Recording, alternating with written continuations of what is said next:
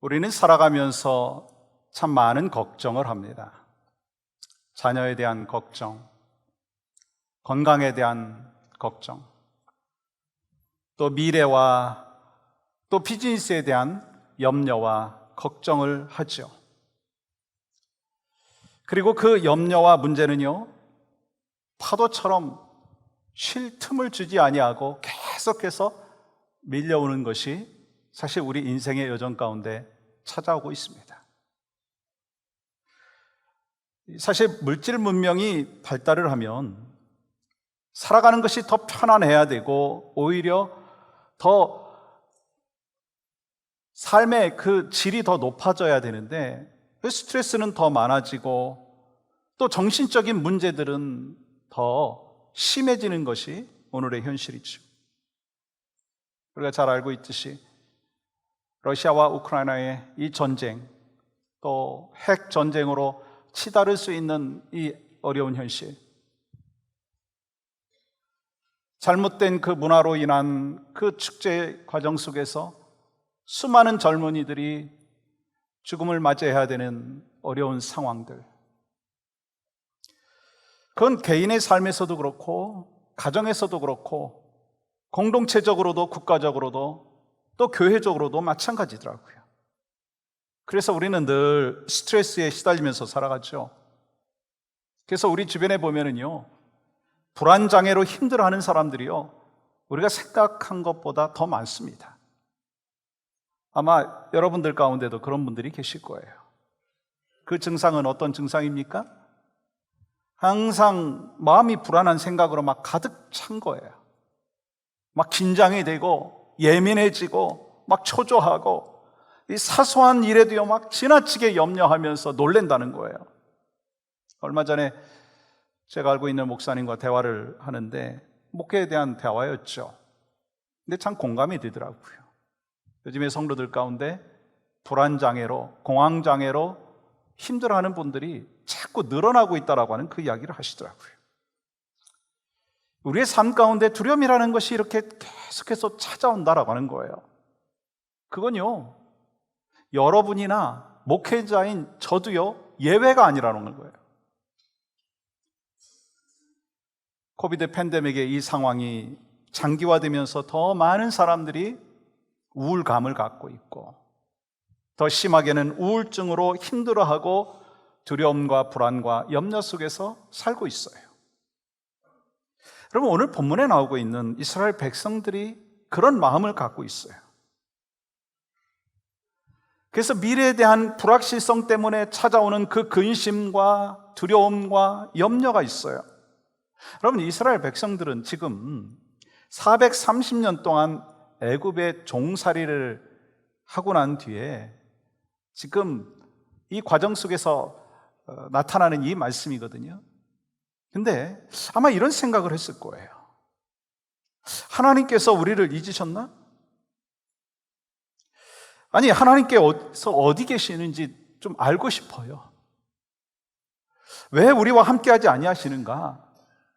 하나님께서는 이러한 상황을 알고나 계시는가? 한평생 이 애굽의 노예로 사는 것이 우리의 운명이 아닌가? 이제 누구를 바라보면서 누구를 의지해야 되는가? 과연 우리에게 미래가 있는가?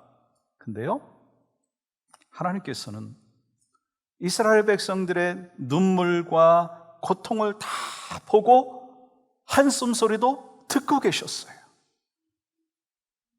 그래서 하나님께서는요, 본문에서 고통과 염려 속에서 두려워하는 이스라엘 백성들에게 두려워하지 말라, 그렇게 말씀하시죠. 그러면서요, 자신이 어떤 하나님이신지 확실하게 말씀해 주시는 것을 보게 됩니다. 여러분, 우리가 신앙생활 하면서요, 하나님에 대해서 정확하게 아는 것이 정말 중요합니다. 왜냐하면 우리가 하나님을 알지 못하면, 하나님에 대하여 정확하게 이해하지 못하면 그런 가운데 성경을 보게 되면요, 자기 방식대로, 자기 생각대로 신앙생활을 한다는 거예요. 그래서 자신도 모르게 이념이나 관습이나 문화나 전통의 눈으로 하나님을 바라본다는 거예요. 그건요, 자기 믿음이지 하나님에 대한 믿음이 아닌 거예요. 그래서 우리 크리스찬들에게 정말 필요한 거는요, 하나님은 어떤 분이신지 정확히 알아야 되는 것입니다. 그렇기 때문에 하나님께서는 오늘 본문을 통해서 하나님 당신은 어떤 분이신지 말씀하시죠. 그러므로 우리는요, 나의 하나님이 어떤 하나님이신지 오늘 말씀을 통해서 분명히 깨닫고 그 하나님 안에서 하나님이 주시는 놀라운 은혜를 경험하는 귀한 믿음의 백성들이 될 수 있기를 주님의 이름으로 간절히 축복합니다. 하나님은 어떤 분이세요? 하나님은요, 나의 아픔을 아시는 하나님이세요. 나의 아픔을 하나님이 아셔요. 오늘 본문에서 하나님께서는요, 모세를 통해서 출애굽 사역을 시작하시면서요, 가장 먼저 하나님은 누구신가 라고 하는 것에 대해서 말씀을 하시죠. 여러분 6절 말씀 이렇게 기록하죠.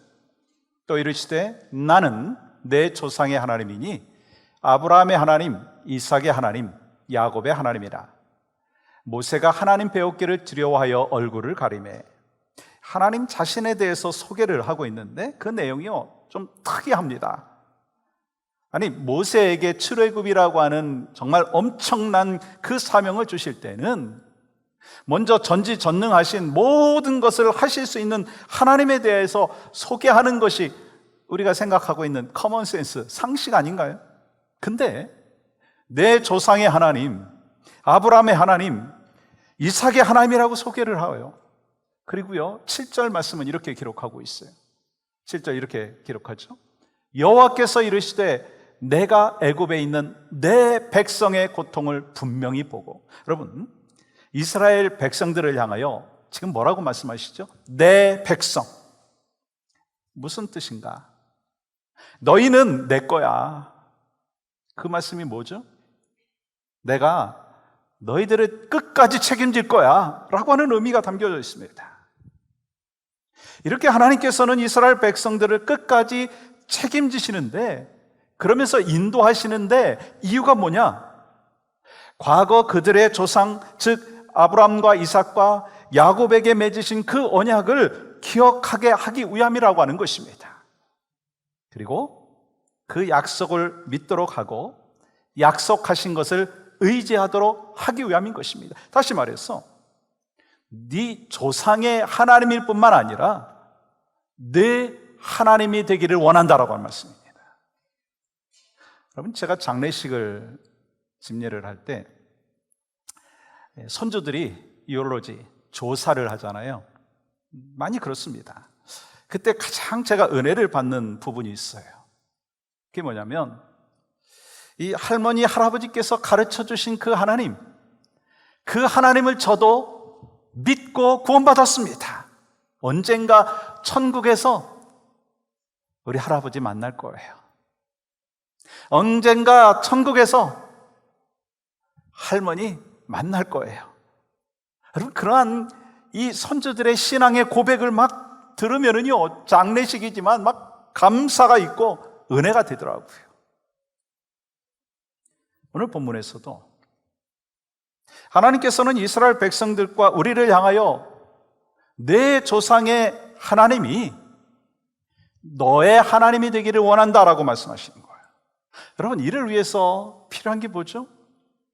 우리뿐만 아니라 우리의 후손들, 우리의 자녀들, 다음 세대들, 그 사람들에게 믿음의 유산을 물려줘야 될 책임이 있어요. 누가 갖고 있죠? 제가 너무 어려운 질문을 했군요. 바로 여러분과 저에게 그 책임을 맡기신 줄 믿습니다.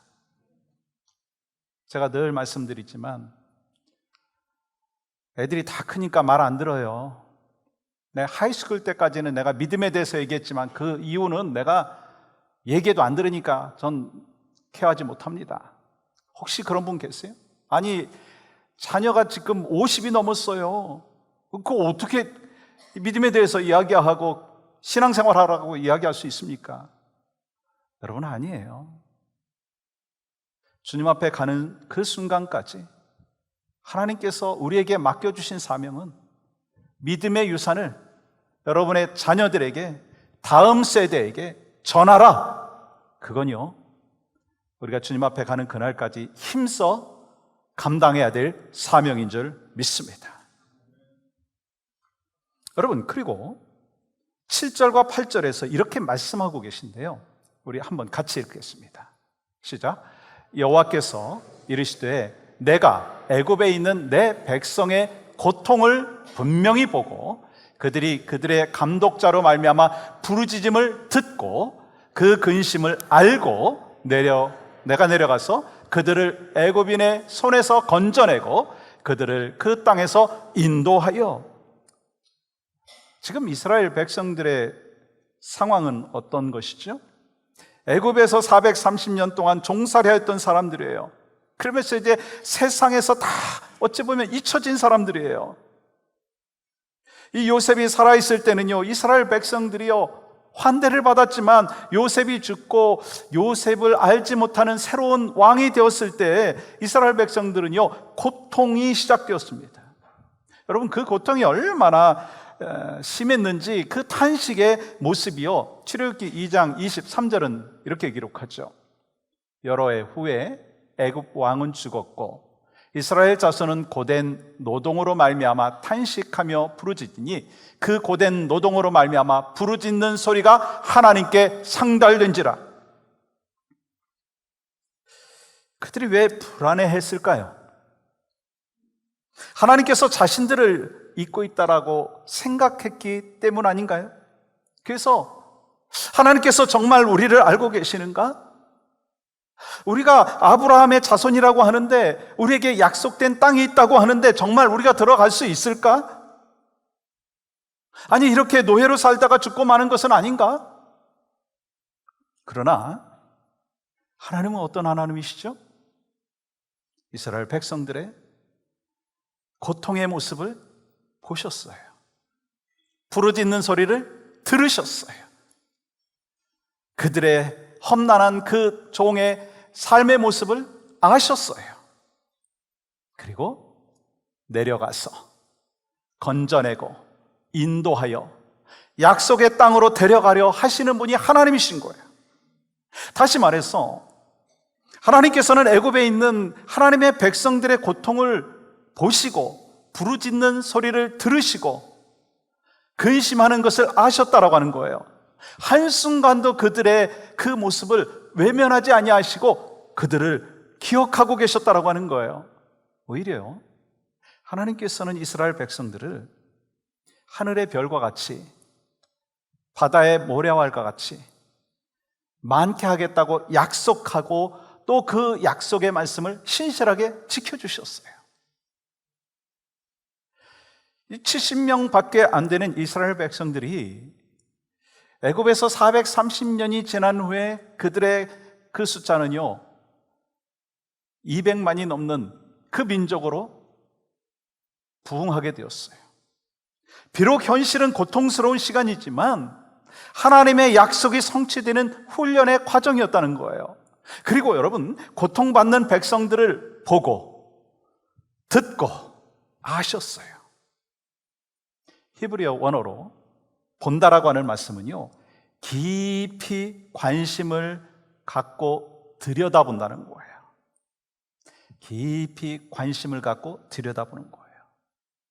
하나님께서 눈을 크게 뜨시고 이스라엘 백성들을 향하여 내 백성이라고 말씀하시죠. 내가 택한 내 백성, 내가 책임지겠다, 그렇게 말씀하시는 거예요. 무슨 말씀이죠? 우리의 탄식하는 소리를 하나님은 들으신다는 거예요. 우리가 너무 힘들고 고통스러워서 기도할 수 없고 무엇을 기도해야 될지 몰라가지고 그저 탄식만 하는데도 하나님께서는요 그 기도를 들으신다라고 말씀하시는 거예요. 나의 작은 신음에도 응답하시는 하나님, 그 하나님이 누구의 하나님이에요? 나의 하나님이에요. 로마서 8장 26절은 이렇게 말씀하시죠. 이와 같이 성령도 우리의 연약함을 도우시나니 우리는 마땅히 기도할 바를 알지 못하나 오직 성령이 말할 수 없는 탄식으로 우리를 위하여 친히 간구하시느니라. 이와 같이 성도들은 고통스러운 눈물과 아픔, 수많은 삶의 문제로 인해서 간절함과 신음이 있어요. 하나님께서는요, 그 신음의 소리를 듣고 계셔요. 그리고 하나님께서는요, 탄식의 기도를 듣고 알고 계신다고 말씀하셨어요. 그러면 탄식의 소리, 우리의 고통의 삶의 현장에 있은 그 상황들을 하나님이 보시고 어떻게 하시죠? 8절 보십시오. 같이 읽겠습니다. 시작. 내가 내려가서 그들을 애굽인의 손에서 건져내고 그들을 그 땅에서 인도하여 아름답고 광대한 땅, 젖과 꿀이 흐르는 땅, 곧 가나안 족속, 헷 족속, 아므리 족속, 브리스 족속, 히위 족속, 여부스 족속의 지방에 데려가려 하노라. 하나님께서는 애굽으로 내려가셔서 건져내가지고 약속의 땅으로 데려가려 한다라고 말씀하는 거예요. 고난받는 성도들의 현장에 주님이 다가오신다라고 하는 것입니다. 역사의 현장 속에 뛰어 들어오셔서 당신의 백성들을 직접 건지시겠다고 선포하고 계신 거예요. 이렇게 하나님께서 세상으로 직접 오시겠다라고 하신 것은요, 성경에서 가장 많이 하나님의 모습을 보여주는 복음의 핵심이에요. 모세에게 찾아오신 하나님, 이스라엘 백성들에게 찾아오신 하나님, 그 하나님은요, 온 인류가 어둠 속에 빠져 있을 때 우리 그 하나님께서 직접 세상에 찾아오셨어요. 독생자 예수 그리스도를 이 땅에 보내주셔서 우리를 구원해 주셨어요. 그게 바로 성육신의 비밀이라고 하는 거예요. 하나님께서는요, 지금 우리 곁에 오셔서 우리와 함께하고 계신 줄 믿습니다. 그 하나님께서 모세를 부르시고요, 두 가지를 말씀을 하시네요. 내가 애굽의 손에서 건져내고 약속의 땅으로 데려가려 한다 말씀하시는 거예요. 다시 말하면 종살이하고 있는 이 백성들에게 내가 너희를 구원하고 가나안 땅으로 인도하겠다라고 말씀하는 거예요. 여러분, 이게 복음 아니고 뭐겠어요? 그렇다면 하나님은 인간의 역사 속에 찾아오셔서 탄식하는 소리를 들으시고 어떻게 하시나요? 애굽의 10가지의 재앙을 내리시게 됨으로 인하여 하나님 되심을 보여주셨어요. 또 하나님께서 이스라엘 백성들을 광야 40년 동안 낮에는 구름 기둥으로 밤에는 불 기둥으로 인도하여 주셨어요. 근데 그 하나님은요, 우리에게도 마찬가지라고 하는 것입니다. 우리가 탄식하고 괴로워할 때 하나님은요, 멀리 계신 분이 아니라고 하는 거예요. 메시아로 오신 예수 그리스도 임마누엘이신 그 하나님은 지금 우리 곁에 계십니다. 여러분과 저와 함께하고 계십니다. 우리가 하나님 앞에 탄식하며 나아갈 때 주님 어디 계십니까? 라고 질문하면 주님은요, 네 등 뒤에 있다. 내가 너와 함께하고 있다. 분명한 사실을 여러분 기억하시기를 간절히 소망합니다. 우리가 힘들고 어려운 인생의 터널을 지날 때 주님이 어디 계시다고요? 주님이 뭐 하고 계시다고요? 내 등 뒤에서 내가 너를 응원하고 있다. 주님이 약속하여 주셨어요. 비록 내 귀에 때로 들리지 않을 수도 있고요, 눈에 보이지 않을 수도 있어요. 막 느껴지지 않을 때도 있습니다. 그러나 하나님은 변함없이 여러분과 저와 함께하고 계신 줄 믿습니다. 그 임마누엘의 하나님이 우리의 하나님이에요.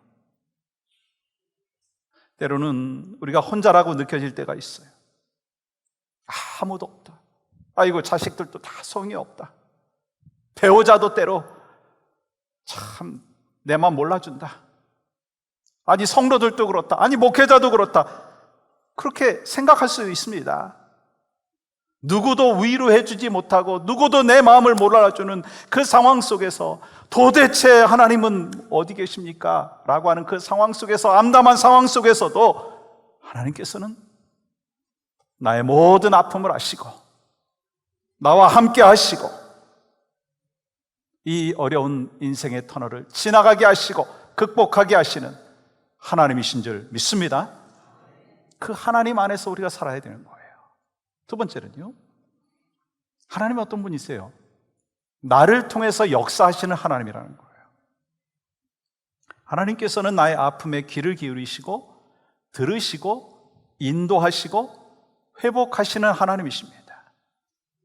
그리고 하나님께서는요, 우리를 통해서, 나를 통해서 역사해 주셔요. 그래서 하나님께서 그 모세를 부르신 거 아니겠어요? 여러분 9절과 10절 말씀 이렇게 기록합니다. 이제 가라, 이스라엘 자손의 부르짖음이 내게 달하고 애굽 사람이 그들을 괴롭히는 학대도 내가 보았으니 이제 내가 너를 바로에게 보내어 너에게 내 백성이 이스라엘 자손을 애굽에서 인도하여 내게 하리라. 여러분, 이 장면은요, 하나님으로부터 모세가 콜링 받는 장면이에요. 우리가 콜링이라고 이야기할 때 우리는 하나님을 위해서 뭔가 해야 된다라고 하는 생각을 많이 갖습니다. 주님을 위해서 내가 내 자신을 드리겠습니다. 내 인생을 다 불태우겠습니다. 정말 위대한 결단이죠. 그런데요, 그 콜링 앞에서, 소명 앞에서 우리가 정말 물어봐야 될 가장 중요한 질문이 있습니다. 뭐예요? 정말 하나님께서 나에게 맡기셨는가? 하나님께서 정말 나에게 부탁하셨는가라고 하는 것입니다. 모든 사명의 시작은 뭐냐면 하나님께서 나를 부르셨다라고 하는 확신, 나와 함께 하신다라고 하는 확신에서부터 시작된다는 거예요. 그 확신을 갖고 모세는요, 바로 앞에 나간 거예요. 죽음이 기다려지는 그 애굽 땅에 들어간 것입니다. 당시 최고의 힘을 가진 바로왕 앞에서 뭐라고 얘기했어요? 내 백성을 보내달라고 그렇게 이야기합니다. 내 백성을 보내소서, 그렇게 소리치는 거예요. 여러분, 그 엄청난 용기가 어디서부터 나왔다고 여러분 생각하십니까? 하나님께서 나와 함께 하신다라고 하는 확신, 하나님께서 나를 보내셨다라고 하는 확신이 있었기 때문인 거예요. 이번 주 토요일에 이 티아와나 1일 선교를 가시죠. 몇 달 전에 가려고 했었는데 그 현지의 상황이 불안정하기 때문에 가지 못했고, 이제 어저께 리더들하고 우리 선교사님하고 줌 미팅을 했는데 많이 좋아졌다고 이야기를 하시더라고요. 근데 저는요, 선교 갈 때마다 경험하는 게 있어요. 우리의 삶 가운데에서도 성령님께서 일하시는 것을 저는 경험을 하지만 선교지에 가서는요, 더욱더 강력하게 성령님께서 일하심을 경험을 하게 됩니다. 왜일까? 하나님께서 나를 보내셨다라고 하는 확신이 있기 때문에, 하나님께서 나를 통해서 역사하신다라고 하는 믿음이 있기 때문인 거예요. 소망하는 마음은요, 그 은혜와 그 믿음과 확신이 이번 멕시코 1일 선교를 가는 그 선교사님들 뿐만 아니라 우리 모두에게 있기를 주님의 이름으로 간절히 축복합니다. 그렇다면 하나님께서 우리를 가라고 보내실 때 우리의 자세는 어떠해야 되느냐라고 하는 거예요? 완벽하게 다 준비가 되어 있어야 합니까? 아니라는 거예요. 이 모세는 자신을 바라볼 때 이미 80이 되었어요. 죄송하지만 여기도 이제 80이 되신 분, 넘으신 분들 많이 계시죠. 세상적으로 보면 별 볼 일 없다라고 얘기할 수도 있죠. 그래서 모세가 뭐라고 얘기합니까? 11절 보세요. 모세가 하나님께 아뢰되 내가 누구이기에 바로에게 가며 이스라엘 자손을 애굽에서 인도하여 내리이까? 사실 우리 기준으로 생각을 해보면 언제 모세를 부르는 것이 좋았을까요? 모세가 40세 되었을 때가 아닐까라고 생각을 합니다. 그때 모세는요, 뭐가 있었어요? 젊음이 있었어요. 뭐가 있었어요? 힘이 있었어요. 애굽의 최고의 학문을 배웠기 때문에 막 지식도 있었고 지혜도 있었어요. 그러니까 인생이 전성기였습니다. 아니, 왕자라고 하는 신분으로 권력도 있었습니다. 모든 것을 갖춘 상황입니다. 우리는요, 그때 하나님께서 부르셨다면 정말 능력 있게 쓰임받았을 것이라고 생각을 하죠. 근데 하나님께서 모세에게 40년 동안 미디안 광야에서 양을 치는 그 일을 하게 하심으로 자신이 갖고 있는 모든 것을 내려놓게 하셨어요. 그의 힘도 내려놨고요, 지식도 지혜도 권력도 지위도 모든 것을 잃게 하셨어요. 모세가 의지하고 잘하는 것을 다 잃어버리게 하신 거예요. 이제 80이 된 노인 모세는요, 그에게는 이제 아무것도 내세울 수 있는 것이 없었습니다. 그런데 바로 그때 하나님께서 모세를 부르시는 거예요. 그렇습니다. 하나님께서 중요하게 보시는 건요, 능력이 아니에요. 에이지가 아니에요. 말씀에 순종하고 온전히 의지하는 자를 하나님은 찾고 그를 통해서 일하시는 줄 믿습니다. 그렇기 때문에 아무것도 없고 모든 것이 부족하다 한다 할지라도 하나님이 부르시면 그 말씀에 순종할 때, 그때 하나님께서 사용하시는 가장 최고의 타이밍인 줄 믿습니다. 이렇게 아멘을 안 하시면 일부에도 똑같았거든요. 난 too late, 난 아무것도 할 수 없어. 그 의도인가요? 그 의미인가요? 아니에요. 여러분과 저는 그렇게 생각할 수 있어요. 근데 왜 하나님께서 우리에게 이 말씀을 주셨느냐는 거예요. 80이 되었어도 하나님이 부르시고 하나님이 사용하시겠다면, 네, 주님, 제가 여기 있습니다. 나를 사용하여 주시옵소서. 그리고 순종하고 나아갈 때 하나님은 그 사람을 통해서 일하여 주시는 줄 믿습니다. 모세는 흔들리지 않았어요. 하나님을 의지하면서 순종하며 나갔습니다. 하나님은요, 자신의 말씀에 순종하고 의지하는 자를 부르시고 사용하시는 거예요. 그리고 한 가지 또 약속을 해주셨어요. 놀라운 약속이 있죠. 여러분 12절 보세요. 내가 반드시 너와 함께 있으리라. 저를 한번 따라해 보시겠어요? 내가 반드시 너와 함께 있으리라. 내가 반드시 너와 함께 있으리라. 우리 하나님은요, 임마누엘 하나님이십니다. 임마누엘 하나님은요, 나의 부족함과 연약함을 채워주셔서 하나님의 능력으로 맡겨주신 그 사명을 잘 감당할 수 있도록 허락하여 주신다라고 하는 거예요. 내가 반드시 너와 함께 있으리라. 모세가 의지했던 것은요, 애굽에 힘싼 바로가 아니었어요. 기적을 일으키는 그 지팡이가 아니라 그 지팡이를 통해서 기적을 일으키시는 전능하신 하나님을 의지했다는 거예요. 그 하나님께서 함께 하셨기 때문에 광야 40년을 이겨내고 약속의 땅으로 들어갈 수 있었던 거예요. 여러분, 신앙생활도 마찬가지입니다. 내가 너무 잘나 있으면, 내가 가득 차 있으면요, 신앙생활이요, 힘들어요. 내 안에 내가 주인 되어서 사는 거 하나님이 원치 아니하실 뿐만 아니라 힘들어요. 근데요, 나를 내려놓고 주님을 내 주인 삼아 사랑하는 하나님의 사람들에게는요, 참으로 평안하다는 거예요. 왜요? 내가 똑똑하고 내가 가득 찬 사람은요, 자기 왕국을 세워나가는 거예요. 목회자도 그렇고 성도들도 그렇고 에블바디가 자기 왕국을 세우면 안 되는 거예요. 하나님 나라 왕국을 세워야 되는 것입니다. 사실 우리의 능력, 우리의 재능, 우리의 열심 정말 귀하죠. 근데요, 하나님께서 중요하게 보시는 것은요, 그 사람의 능력이 아니라는 거예요. 하나님께서 중요하게 보시는 것은요, 온전히 하나님을 의지하느냐, 하나님께서 함께 하심을 믿고 확신하고 있느냐라고 하는 것입니다. 하나님께서는 우리와 함께하고 계신 줄 믿습니다. 하나님은 전능하신 분이고 그 전능하신 분이 우리와 함께 하시는 거예요. 그럼 행동이 달라져야 되지 않느냐라고 하는 거예요. 바로에게 나아갔던 그 모세, 골리앗 앞에 나아갔던 그 다윗, 아니, 하나님이 함께 하여 주시지 않는다라고 생각했으면 엄두도 내지 못할 일이었습니다. 근데 하나님이 함께하여 주신다는 확신 때문에 영적인 자신감을 가진 거예요. 자신감을 가졌어요. 하나님께서는요, 우리의 삶을 통해서 하나님이 크신 분임을 드러내기를 원하시고 우리를 통해서 일하시기를 원하시는 줄 믿습니다. 우리 성도들의 삶의 상황들을 그 누구보다도 제가 많이 알잖아요. 그래서 신방하고 또 전화하고 그 가운데 이 성도들의 그 마음이 저한테 전달이 돼요.